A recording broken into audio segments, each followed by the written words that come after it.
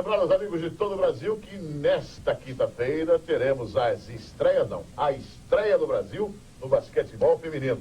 O Brasil pega a Itália. Hortência, Paula, Marta, finalmente terão a chance, vão estrear na Olimpíada. Deve ser um momento emocionante, né? Você vai acompanhar aqui pela Bandeirantes. O vôlei masculino enfrenta a Holanda, jogo difícil, mas eu acredito que o Brasil consiga a sua terceira vitória. Já pensou? 3 jogos, 3 vitórias? Que coisa linda. Bom, o basquetebol brasileiro passou aí por momentos de muita turbulência. Perdemos o primeiro jogo para a Croácia, perdemos um jogo dramático para a Espanha, 101-100, e finalmente hoje ganhamos, né? Graças a Deus ganhamos. Mas ganhamos de uma Angola forte por 10 pontos apenas. Tivemos 16 pontos à frente e Angola acabou empatando 52-52. Depois a gente abriu 10 pontos. Para falar do jogo, daqui a pouquinho nós vamos falar do jogo especificamente, com o Silvio e com o Edivar que lá estiveram. Mas o professor Brito Cunha, como eu tinha dito aqui, ele teria o microfone, ouviria aqui ou então seria ouvido por um repórter. Ele preferiu ser ouvido por um repórter, que é o Gilson Ribeiro, que vai fazer a matéria sobre o jogo e vai ouvir o professor Brito Cunha e também o medalha a respeito de quem manda na seleção. Será que a gente vai saber hoje? Vamos lá. O basquete masculino foi para o jogo contra Angola na base de tudo ou nada. Depois de 2 derrotas, Croácia e Espanha, surgiu a nova velha história: ganhar ou ganhar. No primeiro tempo, Brasil bem, ou menos bem melhor que os angolanos, nos rebotes, no aproveitamento dos arremessos e lances livres. Conclusão, 42-26. Começa o segundo tempo e o time brasileiro de novo demonstra oscilações, insegurança, alternando bons e maus momentos. Angola aproveitou e cresceu. O jogo ficou nervoso, emocionante. Os torcedores do ginásio, na sua maioria, estavam do lado dos angolanos. Só que um grupo brasileiro resistia como podia. Empurrava o time, protestava, não exatamente contra o nosso basquete. Depois, se ajeitar finalmente a vitória. Brasil 76, Angola 66. Vai terminar aqui em Badalona a partida com a primeira vitória brasileira nos Jogos Olímpicos de Barcelona. 76 pontos para o Brasil, 66 para Angola. O Brasil ainda está oscilando muito, né? Está alternando muito, né, Pipoca? Não está, não? Tá demais. A gente está num sobe e desce danado durante uma partida, né? Mas graças a Deus hoje pegamos uma defesa duríssima dos angolanos, uma defesa que nos deu muito trabalho. A gente não conseguia andar nem no lado do outro da quadra, que tinha gente marcando, mas conseguimos vencer, né? Espero que a Alemanha não seja assim tão forte na defesa que nem seja Angola. Classificação à parte, o assunto que vem chamando mais a atenção em relação à seleção brasileira é, como poderíamos dizer, a divisão de poder. Muitos afirmam que quem manda no time não é o técnico José Medalha, e sim o presidente da Confederação, Renato Brito Cunha. Observe as imagens. Será que elas falam? Talvez falem. Lá está o todo-poderoso presidente no banco. Fala, gesticula, grita com os jogadores. Polêmico, gênio explosivo, por muitos considerado no mínimo excêntrico. Renato Brito Cunha cumpre o seu segundo mandato à frente da Confederação. Já foi técnico da seleção em 2 Olimpíadas. Em 64, medalha de bronze em Tóquio. E depois, em Los Angeles, o chamado fiasco brasileiro. O senhor que é o técnico da seleção brasileira? Não, o técnico era lá. Eu fui pro banco porque tinha 13. O pessoal supersticioso, eu fui ser o 14. Eu acho que quem está falando isso está absolutamente errado, não tem a menor noção do que acontece. E uma coisa que pode acontecer, só tem direito a falar isso quem convive com a gente.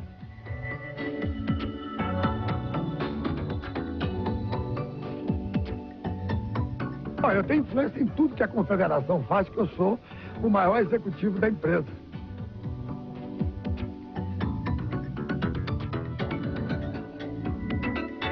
Quem está fora, pode falar o que bem entender. Respeito a opinião da imprensa, não concordo absolutamente com isso.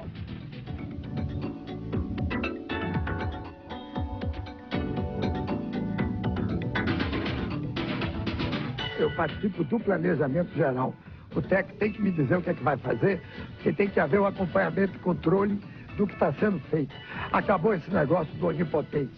Quem gasta os milhões que nós estamos gastando, o técnico não pode ser o único responsável. Porque para a imprensa, quando perde, se eu mandar o técnico embora é bom. Eu não posso estar mandando o técnico embora, que o Brasil não tem muito técnico. Inclusive, para dirigir dentro da filosofia que a Confederação quer.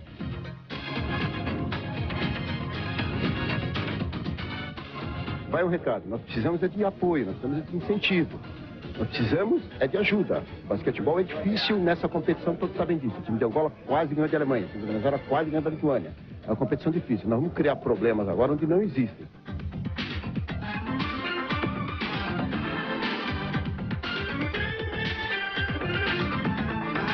Aí, Silvia, aquela estrutura de técnico, aquela filosofia, conceito, aquilo vai continuar. Porque desde o infanto juvenil até lá em cima, nós vamos fazer a mesma linha de filosofia, de conduta, de metodologia, que as equipes vão jogar o mesmo basquetebol e o técnico vai ter que aprender a trabalhar com o outro.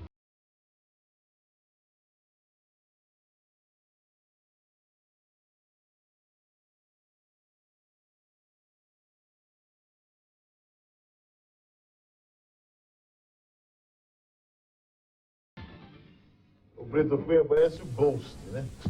Com as minhas ali atrás, então que coisa incrível. Muito bem, o que vocês acharam? Vamos começar pelo Edivar Simões. Tem um recadinho possível do Brito Cunha, né? Que acho que se refere àquela conversa no avião de vocês. Exatamente. Deve ter sido, né? Bom, Edivar, e aí? Ele é parte interessada, não pode. Não, como é parte interessada? Não tem parte interessada. É comentarista. Ele era o técnico do presidente. Só que ele não tem um curso de psicologia. É por isso. Eu diria o seguinte, eu agradeço a Deus de poder ouvir também Plácido Domingo, Pavarotti e a censura. Aí, quer dizer, veja bem, quando o Medalha diz assim, está na hora de colaborar, está na hora de não levantar e não achar pelo em ovo, ninguém aqui está levantando nada. Nós estamos apenas mostrando os fatos, né? Quem está sentado no banco porque é supersticioso é o Brito Cunha, quer dizer, o time é supersticioso. Quer dizer, ele falou aquilo até com uma certa ironia, acredito eu, né? E segundo, o que a gente faz, principalmente aqui na Bandeirantes, é incentivar o basquete. Na hora da vitória e na hora da derrota, como foi em Portland. O Brasil perdeu um jogo para a Venezuela e nós fizemos a disputa em terceiro e quarto lugar. Porque a nossa função é mostrar, né? Como diz o Armando Nogueira. O verbo da televisão é mostrar e falar depois. E nós estamos fazendo exatamente isso. Não, e fizemos apoiando, né? Até o momento tem apoiado. Se ele mandou o recado, ele mandou o recado pelo canal errado. Exatamente. Eu acho o seguinte, o Medalha é uma pessoa que não tem personalidade nenhuma. Se assim fosse, teria entregue o boné, então logo o Brito Cunha o chamou depois do pré-olímpico e falou assim, você vai obedecer às minhas ordens, no que diz respeito ao planejamento tático e técnico da equipe. Eu acho que o presidente é muito bom para arrumar dinheiro, né? Para arrumar patrocínio, para organizar a federação, a confederação. Agora, acho que ele não tem o direito de se intrometer aonde o técnico que é especialista. É por isso que alguns não aceitam o cargo de vaquinha de presépio, que é o caso do Edivar, que, segundo o Brito Cunha, tem que fazer um curso de psicologia para aprender a falar com os jogadores. Então, vou fazer só uma lembrança. O Brito Cunha foi carregador de bola do Canela.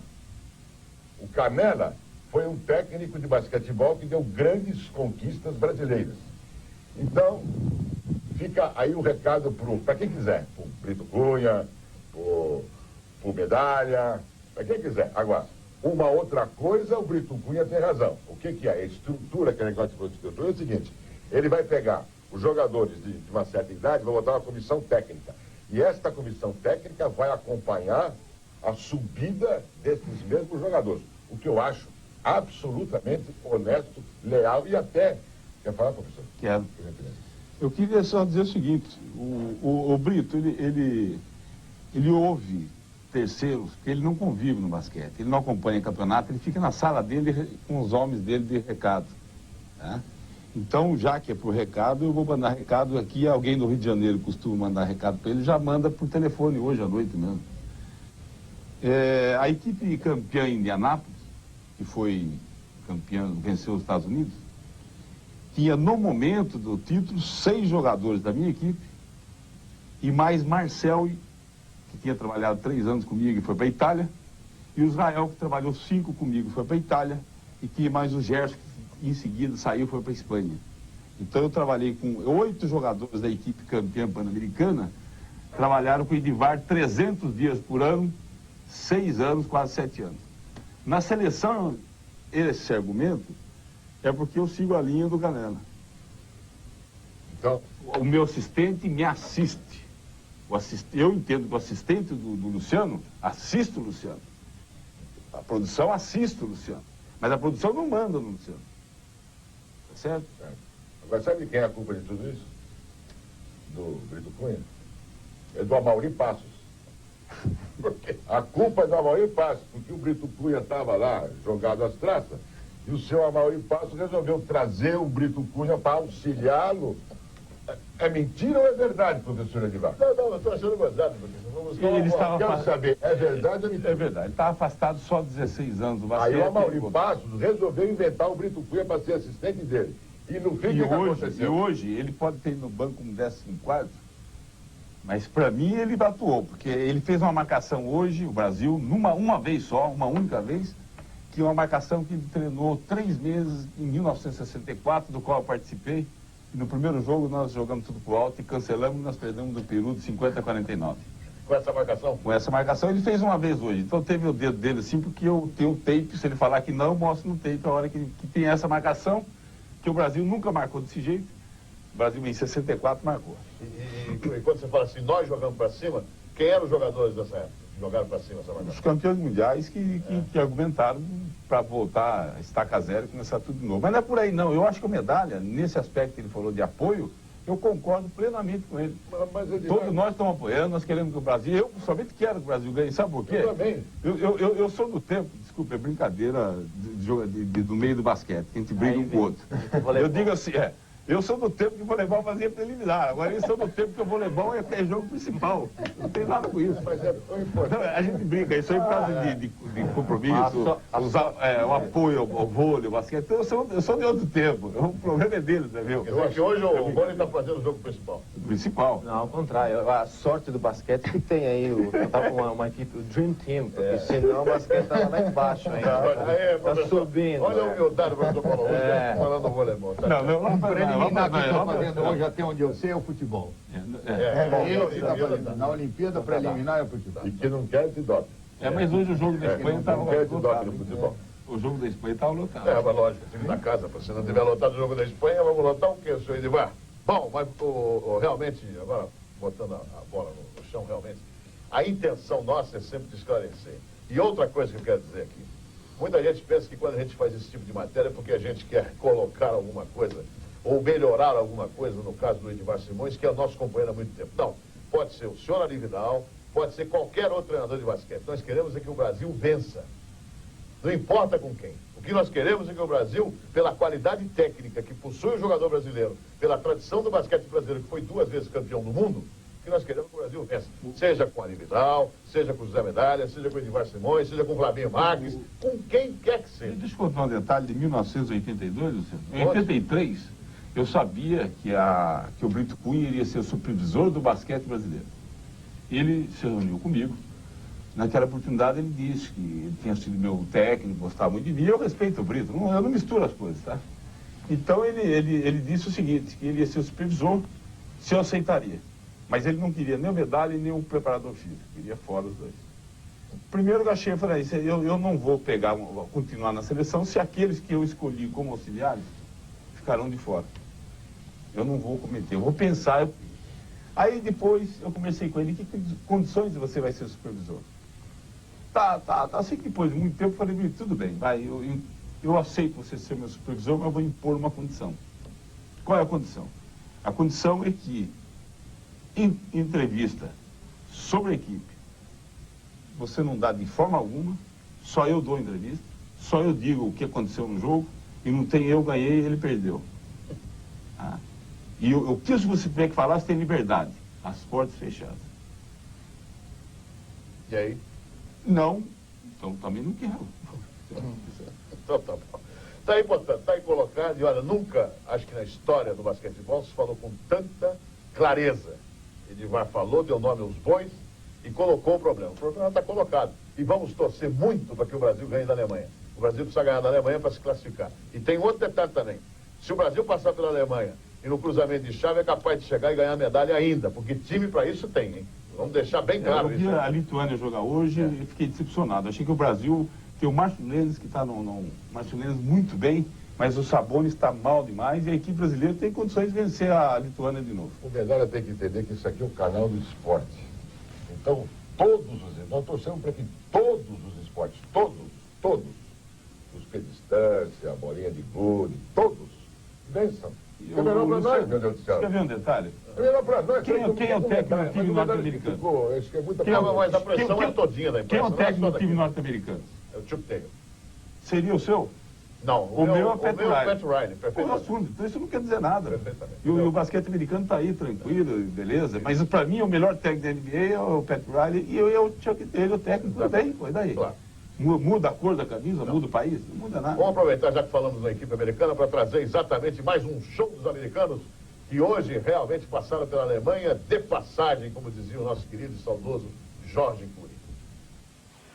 Contra a Alemanha, nossa intenção foi outra. Por um momento, vamos deixar de fotografar Michael Jordan, Larry Bird e companhia. Vamos prestar atenção no banco. Mas não deste lado. Do outro, aí estão eles. Uma comissão respeitável. Devem somar juntos um século de experiência. Mas também deve ser tarefa fácil dirigir essa equipe cheia de talento. Ou será que não? O Dream Team, composto basicamente por jogadores profissionais, acabou exigindo também a presença de um técnico profissional. Ex-Detroit Pistons, atual técnico da seleção de New Jersey, da Liga NBA, com mais de 20 anos de carreira. Aqui, quem manda no banco da seleção norte-americana é Chuck Daly.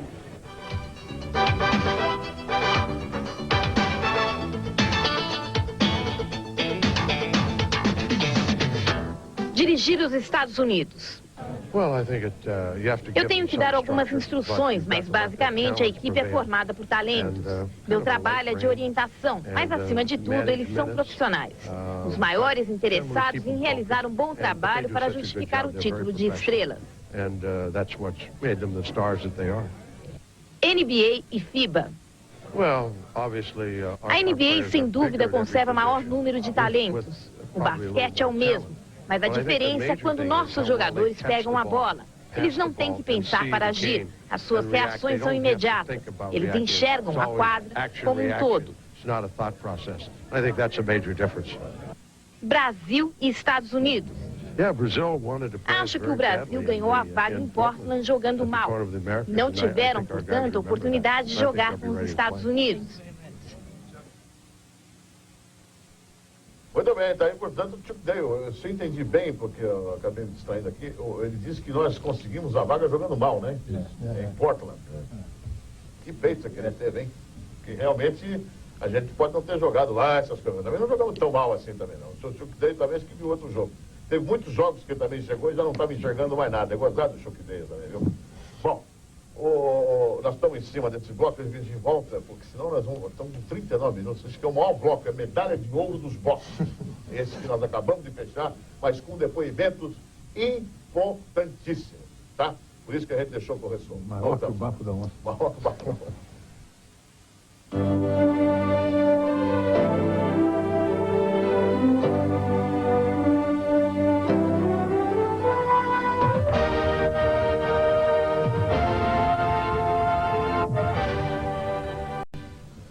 Hoje tem alguns resultados do Brasil aqui que realmente merecem destaque. O Jaime Oncin, já falamos que ele ganhou por 3-2, passou para a fase seguinte, tem o boxe que o Brasil também está passando, e os homens da natação hoje conseguiram um brilhante resultado, além da vitória do voleibol feminino na estreia, 3-1, e o basquete masculino que ganhou da Angola e, portanto, fica na dependência da Alemanha.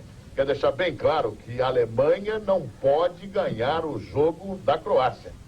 Tem esse detalhe, hein? E a Croácia hoje quase perdeu para a Espanha. Então, porque se a Alemanha perder para a Croácia, o Brasil fica numa situação muito ruim, mas muito ruim. Porque no confronto direto o Brasil perdeu para a Espanha. Esse que é o detalhe. Quer dizer, aliás, se perder, nós estamos roubados, né, frente? Mas não é nem muito ruim. Se a Alemanha ganhar da Croácia, o Brasil está fora. Está fora. Desde que a Espanha ganhe da Angola, né? Desde que a Espanha ganhe da Angola. E Angola quase ganhou da Alemanha, quer dizer, é um time perigosíssimo. Mas, de qualquer forma, ainda as possibilidades são só nossas. Nós é que temos que ganhar da Alemanha. O jogo vai ser às 4h30 da manhã. Não. O jogo da Croácia e Alemanha vai ser antes. Então, mas se acontecer a vitória da Alemanha sobre a Croácia, a definição ficará só nas nossas mãos. Morreu Se a Alemanha ganhar, morre. Ah, ao contrário, se a Croácia ganhar da Alemanha, tá? É um tal de chave pra cá, chave pra lá. Quebra-cabeça. Tudo que é do Brasil é fácil, né? Tem que ser no quebra-cabeça. É fácil, é fácil. Bom, o handball, quer ver uma coisa, o que aconteceu hoje com o handball? Lutou, mas de qualquer forma, quase ganhou o jogo. Empatou o primeiro tempo, mas depois acabou perdendo a partida.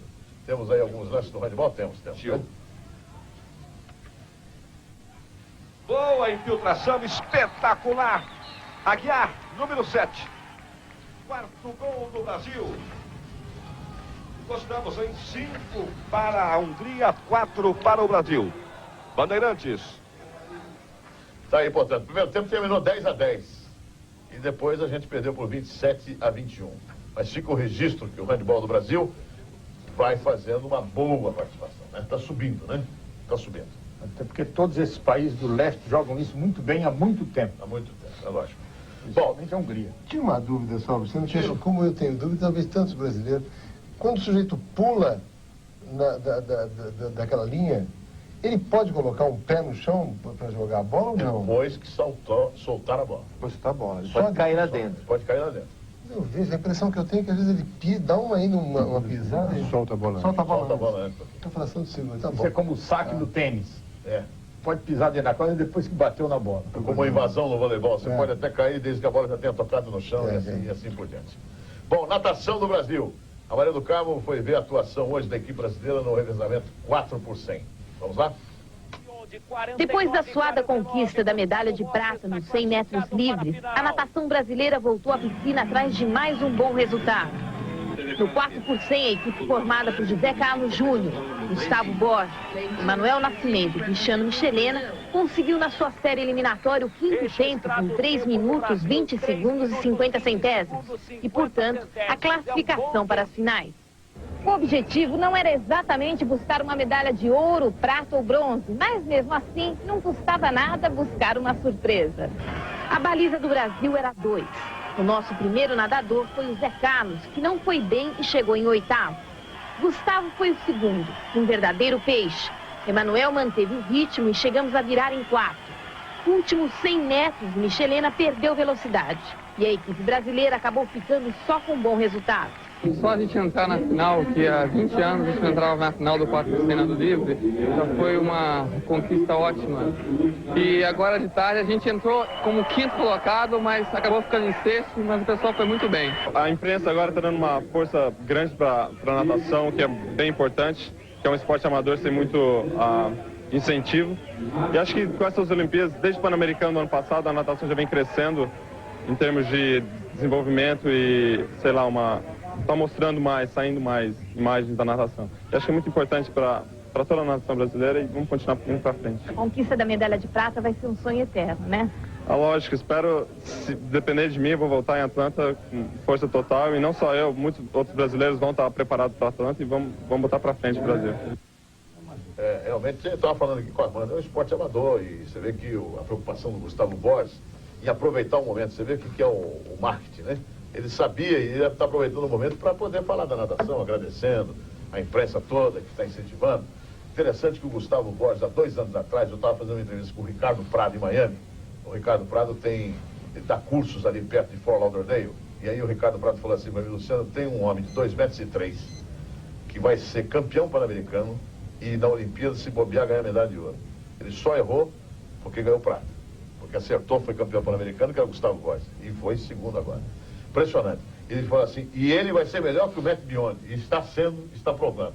Hoje, no revezamento, se o primeiro nadador não entrega tão mal para o Gustavo Borges, que depois entregou bem para o Manuel, recuperou tudo, nós estaríamos disputando a medalha de bronze no revezamento 4x100, diga-se de passagem. Se tivesse 4 Gustavo Borges na piscina, a gente estava com esse ouro. Eu sei, mas o Manuel nadou muito bem também, diga-se de passagem, foi muito bem. Bom, e o boxe brasileiro? Mais uma vitória do boxe brasileiro. Você está vendo como o Brasil está ganhando aqui? Vamos ver a vitória do boxe ou não? Do Rogério Brito, na categoria de 57 quilos. E ele ganhou por 20-6.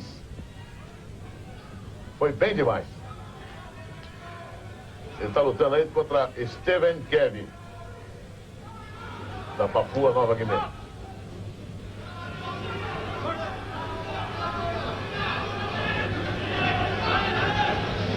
E dois brasileiros já passam para... Olha como ele jogou a direita em cima, hein? Furou a guarda, quase nocauteou no final, hein? É que ela não entrou bem. Olha a outra também. Preparou o golpe com a esquerda. Dois diretos que pegaram o frontal do pugilista. 20 a 6. Ah lá, 20 a 6. En el rincón azul, el representante brasileño Rogerio Brito de Torres. Aí, Rogério, é o boxe brasileiro, né? Eles se prepararam. Parabéns ao Carolo, que coloca 2 já na fase seguinte. O hóquei sobre patins hoje também nos encheu de orgulho. É uma matéria com o Gilson Ribeiro. Nós não ganhamos da Espanha, mas jogamos de igual para igual com a Espanha, que já foi campeã do mundo, em casa. Dá uma olhada só. Ginásio de Santos Sadurní, pequena cidade, subsede dos Jogos, cercada por montanhas e distante 40 quilômetros de Barcelona. O cenário é totalmente diferente da capital. O ambiente também. Nada de correrias na entrada, muito menos ostentação. Mas a bandeira olímpica está aqui. Na porta, os pequenos gêmeos dormem. Dentro, 2 equipes praticamente gêmeas no nível técnico estão na quadra, rodando sobre patins, protagonistas de um clássico internacional. A rivalidade é muita, apesar de estar incluídas como esporte exibição. Depois de vencer a Alemanha, Angola e Holanda, o Brasil jogou desta vez contra os chamados donos da casa, ou seja, os espanhóis. A equipe está incluída juntamente com o Brasil entre as 10 melhores do mundo. No último Mundial em Portugal, os brasileiros ficaram em 4º lugar, os espanhóis em 6º. Apesar disso, o Brasil nunca conseguiu vencer a Espanha, o chamado tabu.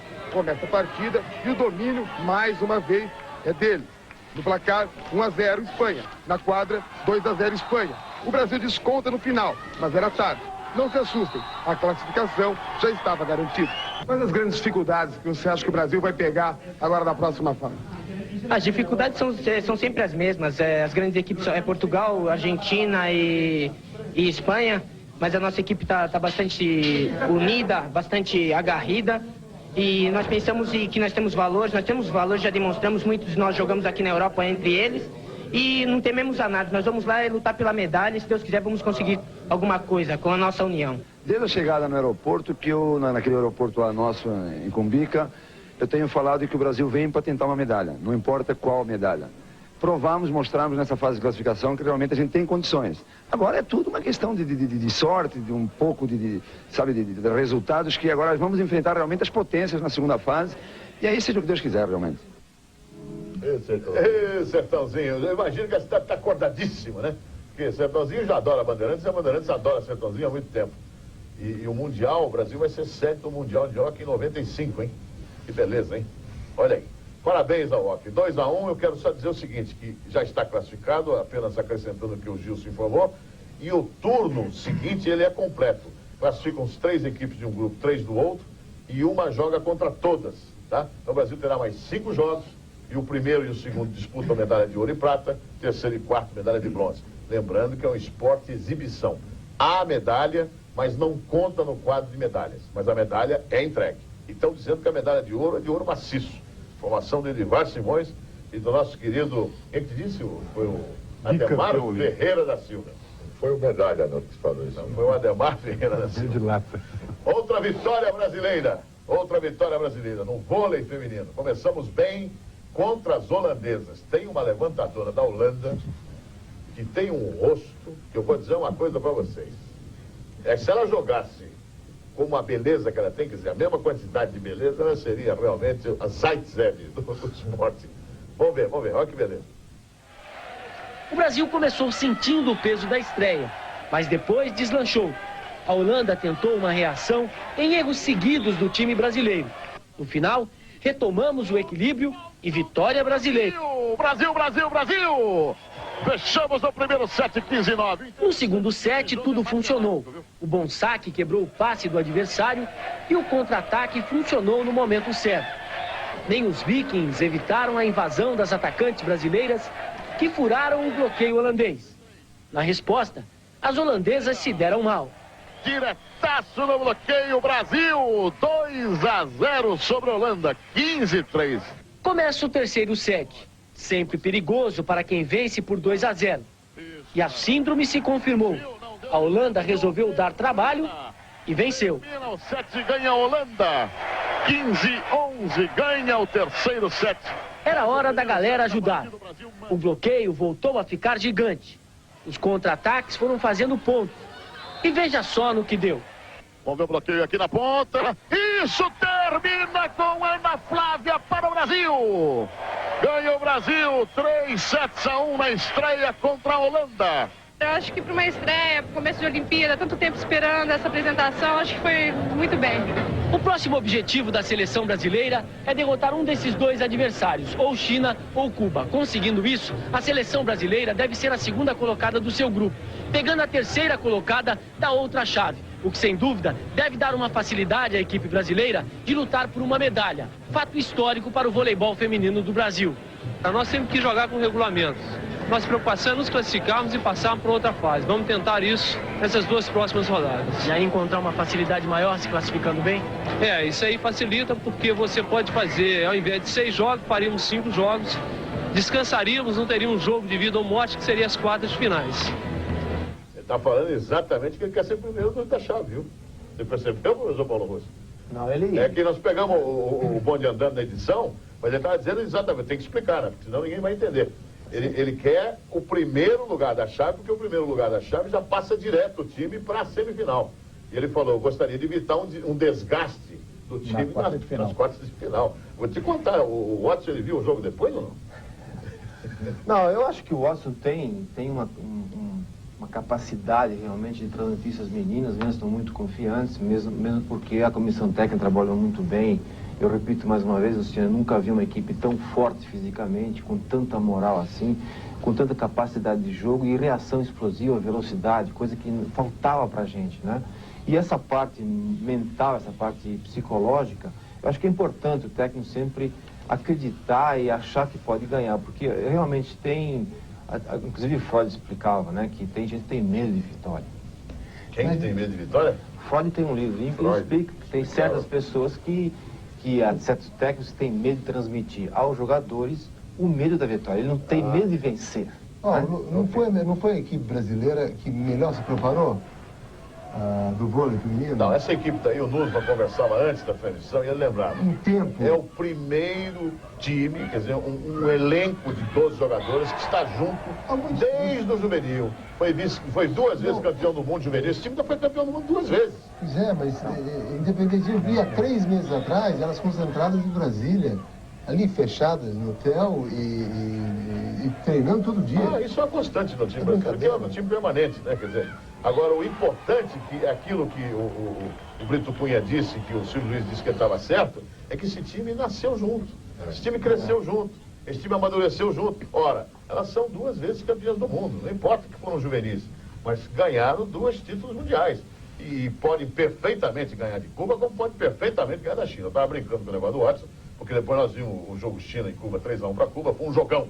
E se o Brasil realmente encarar esses 2 times e passar por esses 2 times, nossa senhora, aí é a medalha de ouro mesmo, né? O Luciano, e essa Ana Moser está jogando, essa Ana Moser é o Marcelo Negrão da seleção feminina. Ela bota todas as bolas na quadra, tem uma patada, cara. Não é brincadeira.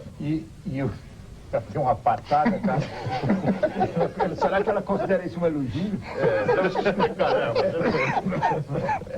É aquela pergunta que nós lançamos na abertura do programa sobre as chances do masculino contra a Holanda. Aquela polêmica, Luciano Almeida Braga, Nussmann e Paulo Russo. O Paulo Russo está a nosso favor. Tá, a favor. O Braga está perdendo de 3-1. Por isso que o Armando está perguntando para o Paulo Russo. Sim, mas vou dizer uma coisa, com o dinheiro que o Braga tem, ele pode perder de 10-1, 11-1. Mas acontece que esse aqui, entendeu, pode torcer pelo Brasil, mas vai se sobrepor ao espírito do torcedor, o treinador, o técnico, o catedrático. Então, rapidinho, Paulo, ganhamos ou não ganhamos? Olha, Luciano, eu acho que nós podemos ganhar pelo seguinte motivo. Primeiro, Holanda não tem tradição em Olimpíada e Mundial e joga mal sempre os jogos chaves. E esse é um jogo chave. Tá? Segundo, o Brasil está jogando muito bem. Terceiro, a maior estrela da Holanda, que é o senhor Zverver, não está muito bem, está jogando mal. O Blanger, o levantador, ele não está conseguindo dar velocidade no time. E o bloqueio, que é o time mais alto do mundo, é um time que tem uma rede que tem o menorzinho tem 2-1, 2-8 e 2-6. eles não estão conseguindo bloquear também. Então, claro, se o Brasil jogar bem, se o Brasil receber muito bem, se o Brasil jogar com velocidade, se o Maurício estiver inspirado com aquela velocidade, nós vamos furar esse bloqueio, não vamos ficar nesse bloqueio. Então eu acredito que o Brasil poderá vencer com uma certa tranquilidade, inclusive a Holanda. Muito bem, nós vamos partir para o último bloco. Na volta, você quer falar alguma coisa, Edmar? Eu queria que no dia 8 de agosto, independente do que ocorresse, dia 8 de agosto você gritasse na transmissão que o Brasil estava ganhando uma medalha de basquete. Os problemas administrativos de organização são da direção da comissão técnica. Esse é o desejo meu, de coração, porque foi a primeira vez que eu não consegui fazer um comentário final, foi no jogo contra a Espanha. E meu maior desejo, para levantar minha moral na mesa aqui, porque o voo está muito alto, pelo amor de Deus, vamos daí, eu quero ver o Luciano berrar uma medalha, que seja de prata. De ouro a gente tem consciência que é impossível, mas que seja de prata, mas a de bronze tá bom. Porque eu já levantei uma de bronze e é gostosa, tem até hoje. Tô bem, e é verdade. E ele, quando não comentou, ele estava com o olho cheio d'água, eu sou testemunha, o querido e bravo professor Edmar Simões. Você vê como é que é a vida, né? Por sinal, medalha que eu ofereci ao Rio de Janeiro naquela transmissão nossa que estava aquela catástrofe. Isso, exatamente. Hoje, dos 52 a 52, ele estava cursando aquela... Mas todos nós temos um coração verde e amarelo. O Luciano vai berrar. Vou berrar. Vocês querem que eu berre no vôlei, no basquete? Vamos ficar berrando, tudo bem, se Deus quiser. Já vem o quarto bloco, Toquinho está se preparando. E hoje nós estamos estreando não, porque quem estreou fui eu, né? A mancada do dia, mas a mancada do dia hoje vocês vão gostar, tenho certeza absoluta que vocês vão gostar hoje. Vocês vão adorar. Já.